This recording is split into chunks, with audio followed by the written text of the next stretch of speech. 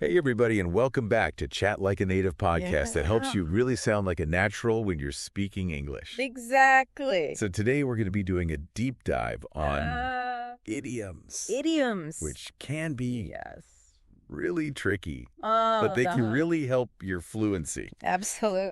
So we're going to talk about when to use them, when not to use them, and we'll give you some of our favorites. Yes, some really useful ones to add to your vocabulary. I think a good way to think about idioms is like spices. Oh. You know, you add a little bit here and there, and it just really makes the dish pop too much. Yeah. And it can be overwhelming. Exactly. Like I remember when I was first learning English, I would just throw in every idiom I knew into every sentence. Yeah. And it sounded so weird. It really does. Yeah. It's like you said, it's overwhelming. Yeah. Clarity should really come first. Yeah. And idioms are meant to enhance what you're saying, not to be the main focus. Exactly. It's all about finding that sweet spot. Yes. So maybe we should start by talking about some of those everyday idioms that are... Yeah, like the salt and pepper of the idiom world. Okay, perfect. So give us some of your go-to idioms. Okay, well, how about we break the ice with break the ice? Oh, I like that. Yeah. So, you know, when you're meeting someone new and you need to, start that initial conversation. Yeah, make everyone feel comfortable. Yeah, just ease into the interaction. Right. That's when you'd use break the ice. Yeah. Yeah, what about hit the nail on the head? Oh, hit the nail on the head. That's a good one. Yeah. So that means you've gotten something exactly right. Okay. So if I said you're great at explaining idioms, I'd be hitting the nail on the head. You would be hitting the nail on the head. Okay, I got it. What about... Just spill the beans on another one. Oh, spill the beans. Yeah. I like that one. So this one's all about revealing information. Okay. Sometimes unintentionally. Oh, like a secret. Exactly. Like, oops, I spilled the beans. I wasn't supposed to tell you that. Oh, yeah, I've definitely done that. We've all been there. Yeah, for sure. Okay, and then how about a blessing in disguise? Oh, I love that one. Yeah.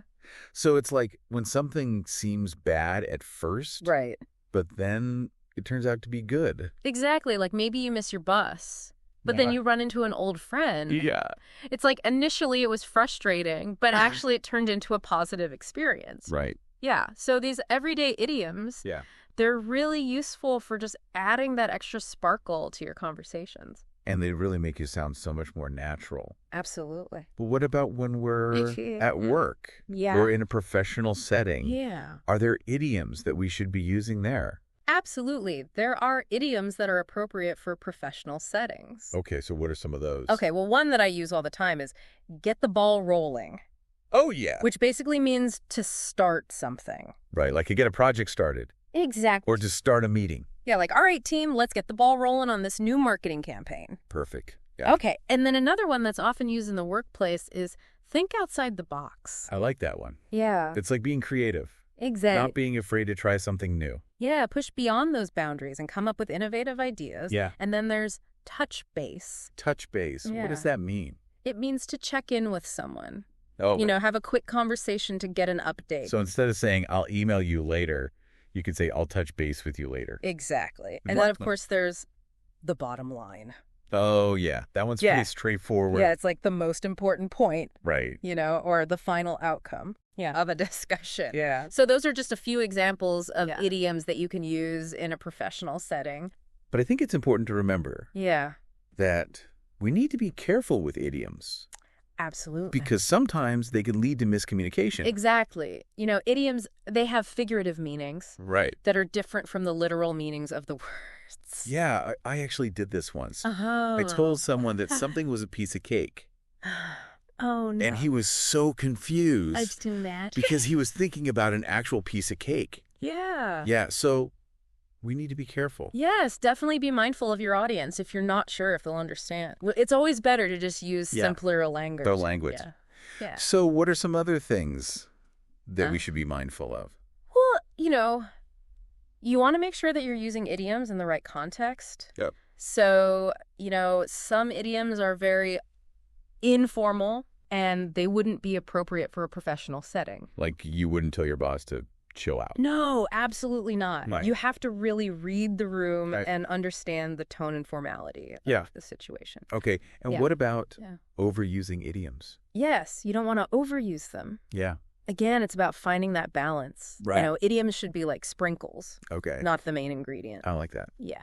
So how do we know when to use an idiom and when to just stick to simpler language? That's a great question. And, it really comes with practice and exposure to the language. So just being around English as much as possible. Exactly. Watching movies. Yes. Listening to music. Podcasts. Yeah. Eavesdropping on conversations at the coffee shop. All in the name of language learning. Of course. Right. The more you listen and observe, yeah. the more you'll start to pick up on those nuances. You'll start to notice which idioms are appropriate for different situations. And how native speakers use them. Exactly. So what about if we're learning new idioms? Should we write them down? Absolutely. Should we make flashcards? Yeah, I think flashcards are a great way to learn new vocabulary. I like flashcards. Me too. Yeah. It's like a little game that makes learning more fun. Yeah. And then once we have those flashcards, we can start using them in our conversations. Exactly. Maybe with friends or family first. Yeah. Start small. Right. Build your confidence. Yeah. And remember, it's okay to make mistakes. Oh, that's such a good point. Yeah, everyone makes mistakes. Especially with idioms. Yeah. Yeah. It's all part of the process. Okay, so let's move on to some of those really quirky and colorful idioms. Yes, those are the fun ones. I love those. Me too. Yeah. All right, so let's bite the bullet and start with bite the bullet.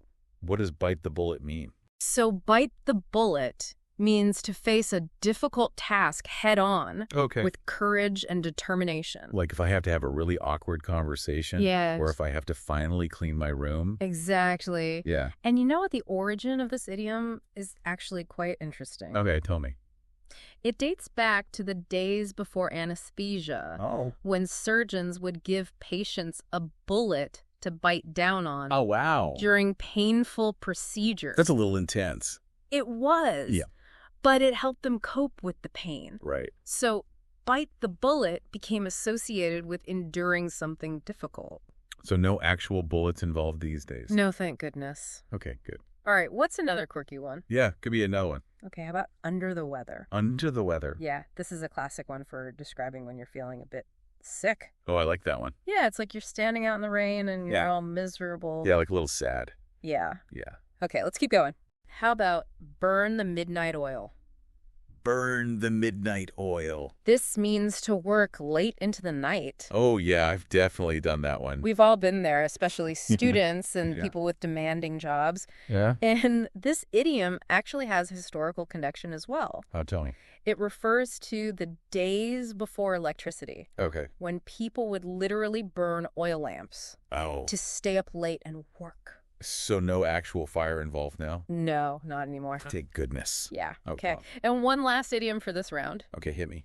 How about when pigs fly? Well, when pigs fly. Yes. I love that one. This one is purely for fun. Right. It basically means that something is highly unlikely to happen. It's like never. Exactly. If someone asked me if I'm going to climb Mount Everest, I'd say, when pigs fly. Exactly. Yeah. So it's a great way to dismiss an idea with a touch of humor. Yeah, I like that one a lot. Yeah. So I think we've covered a lot of really good idioms. We have. And I'm already feeling a lot more confident about using them.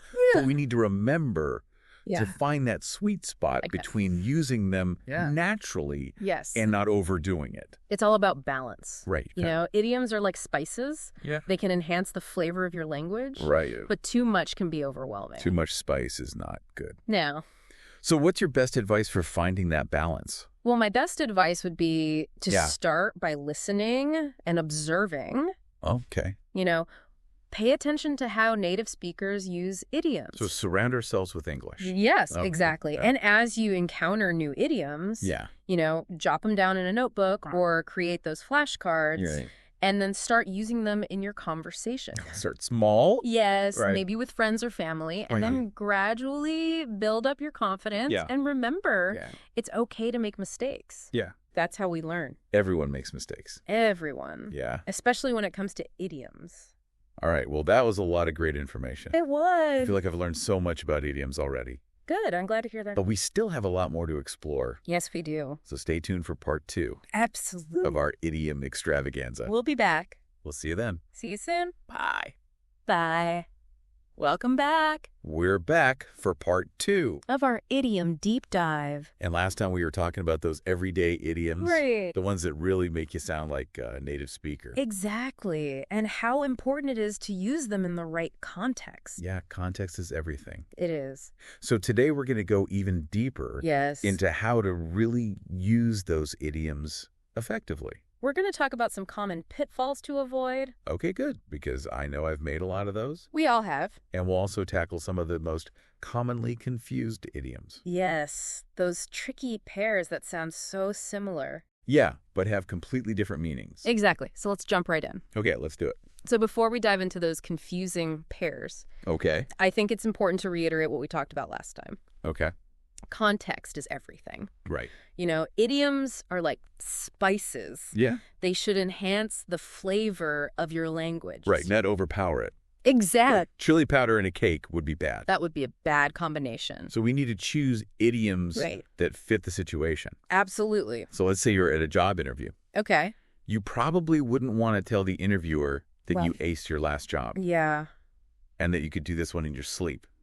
No, that would definitely come across as a bit arrogant. Yeah. Too casual. Right. Maybe a little overconfident. Exactly. So instead you could say something like, I'm eager to take on new challenges, and I'm confident that my skills would be a valuable asset to your team. Perfect. Much more professional. Right. So let's switch gears now. Okay. Let's imagine you're hanging out with friends. That's more my style. At a bar. Yeah. In that situation. Yeah. You can loosen up a bit. Yeah. You could use more informal idioms. Like what?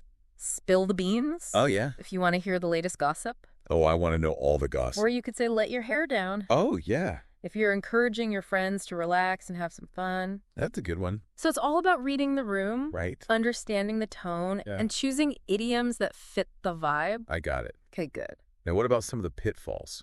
Okay, yes, let's talk about pitfalls. Because I know I've made a lot of mistakes. We all have. Yeah. So one common pitfall is taking idioms too literally. Oh, yeah.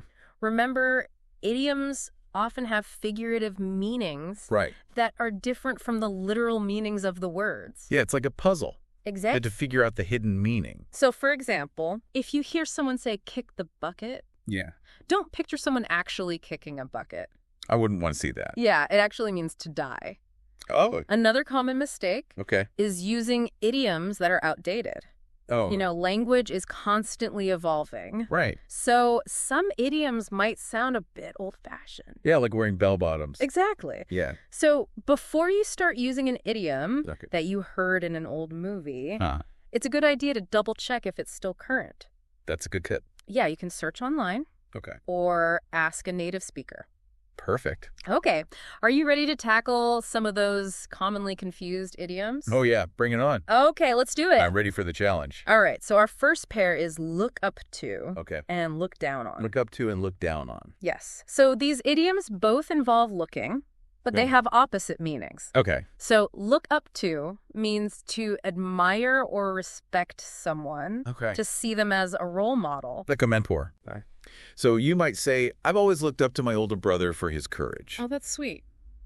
Now, look down on the other hand, means to view someone with disdain or disapproval. Oh, so it's negative. Exactly. Yeah. It implies a sense of superiority or judgment. Okay, got it. So you might say, he looks down on people who don't have a lot of money.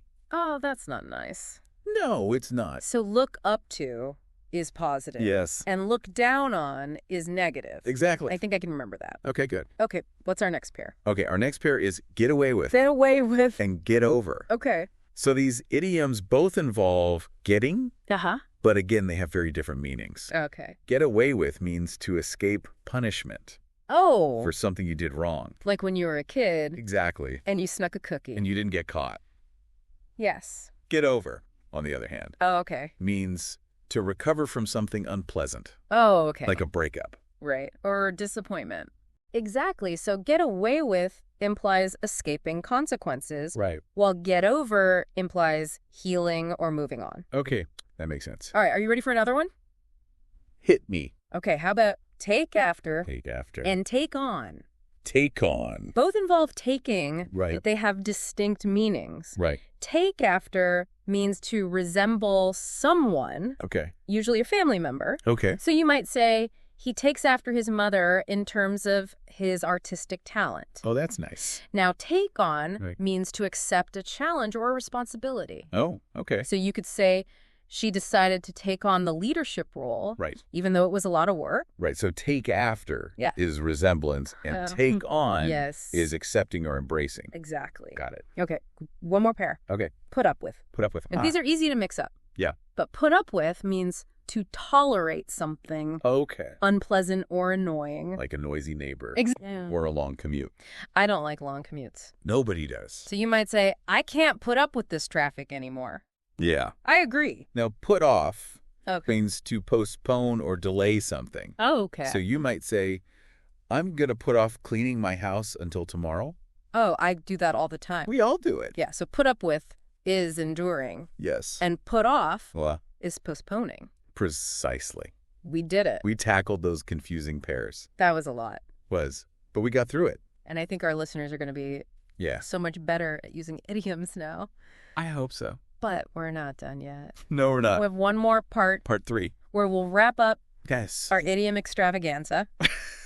We'll see you there. See you soon for the final part of our idiom deep dive. And today we're going to give you some tips on how to actually use these idioms in your conversations. Because I feel like we've learned so much. Yes. But now I want to know how to really... how to put them into practice. Put them into practice. Exactly. Yeah. So my first tip is to start small. Okay. Don't try to use all the idioms at once. Right. Just pick one or two that you really like. Okay. And try to use them naturally. In my everyday conversations. Yes. So kind of like when you're learning a new dance move. Exactly. You don't want to try all the steps at once. No, you start with the basic groove. Right. And then you add the fancy footwork later. I like that analogy. Yeah.